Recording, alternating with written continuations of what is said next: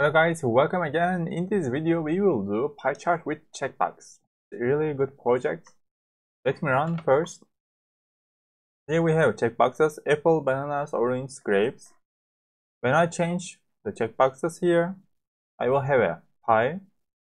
And here, as you can see, I unchecked apples and we don't have apples here. And we have a distribution of other like 4 fruits. Whenever I choose apple, here I add apple and all the numbers percentage here changed. And for example, I can delete these 2 numbers and 3, 2 ones, and apples, bananas we have. For example, apples are like more than bananas. When I choose, I will add automatically. Okay, let's look at the code ipywidgets, and we are using matplotlib, and we have a data here: apples 20, bananas 15, orange 18. These are the fruit names. These are the quantities of those fruits. And we are created checkboxes. Again, we can create checkboxes in a loop, for loop. And here widgets, checkbox, description, label. So what is label here? Label in data keys. What's data? Here we create dictionary, and keys is a list here. Data keys is a list, includes the apple names. So you like imagine a list, and first item of the list is apples, the second one bananas, orange, grapes, mangoes. And in the first loop, label will be apples, and in the first checkbox, description will be apples, and here we are seeing that apples. The second loop, it will be bananas, and we are seeing here orange, grapes, mangoes. It goes in the same order.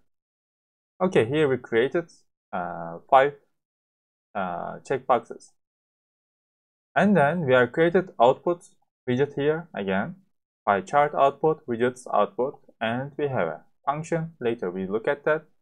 And here we need to check all these checkboxes, they are checked or not, because whenever I change these checkboxes here, we are by using observe function, this program will need to run this function again. So here checkbox observe update pie chart value. It means that here in the for loop we are checking all the checkboxes, checkbox in checkboxes. Whenever I change the value of one checkbox, this observer runs the update pie chart function again. Okay, now let's look at the function. What's happening here? First, we have two different variables: selected data, selected values. And selected data, how to find that?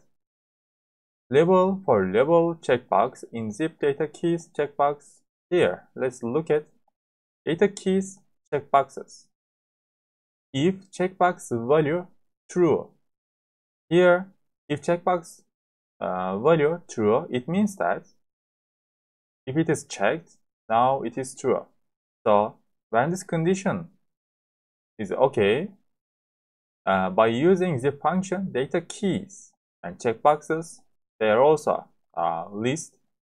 And in the first loop, for example, here I checked apple. In the first loop, data keys, here the first one, label will be apple, and checkboxes, checkbox will be first checkbox. And I am taking label and checkbox here. And then I created selected data list by using this label. So here, for example, I just checked 2 different like checkboxes.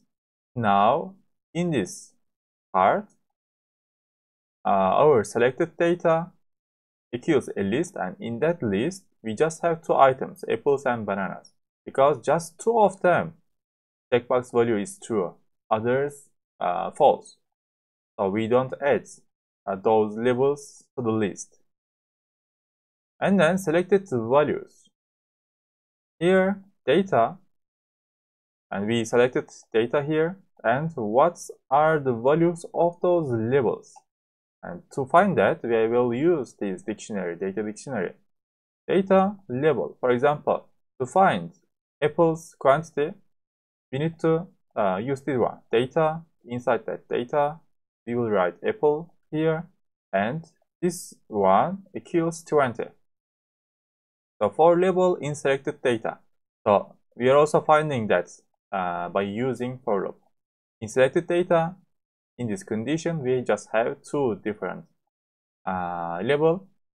First one apples, the second one bananas. So in the first loop, it will be apples, and here we create a list. In that list, the first item will be 20.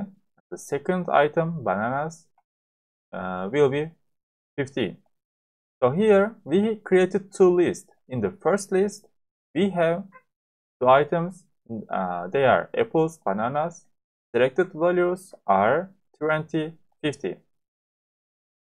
So whenever I change, for example, now if I click orange, again I created these lists again, and selected data list. Inside that, there will be 3 labels, and selected values will be 3, like these values, 20, 15, 18. I hope you understand here, guys. After that, we will create a chart here, pie chart with pie chart output. So we will connect this chart to this output, pie chart output. And again, whenever I change, I don't want to create a new pie again and again. So I want to clear the previous output by using this line. After that, I create I define a figure size here, 6. You can increase or like lower that numbers. And here I'm creating pie, like by using pie function, selected values. Here I create the selected values. After that, labels will be selected data as a list, and auto type here. Actually, for example, 1F, as you can see here, after dot, we just have 1 decimal. If you change this to like 3, you will see more detailed numbers. But I think 1 is enough. And we define title here, fruit distribution.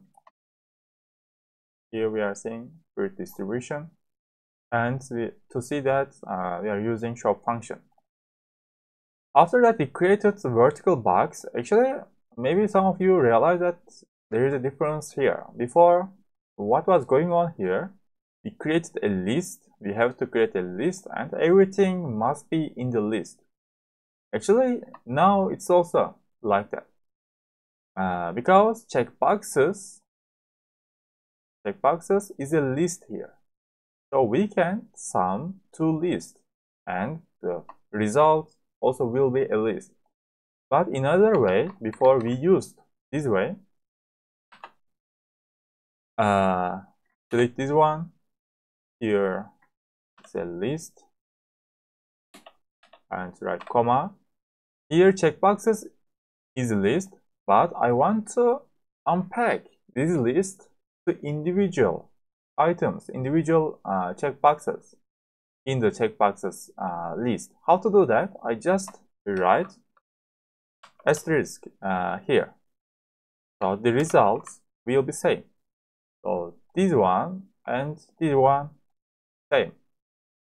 And whenever I change, it works smoothly.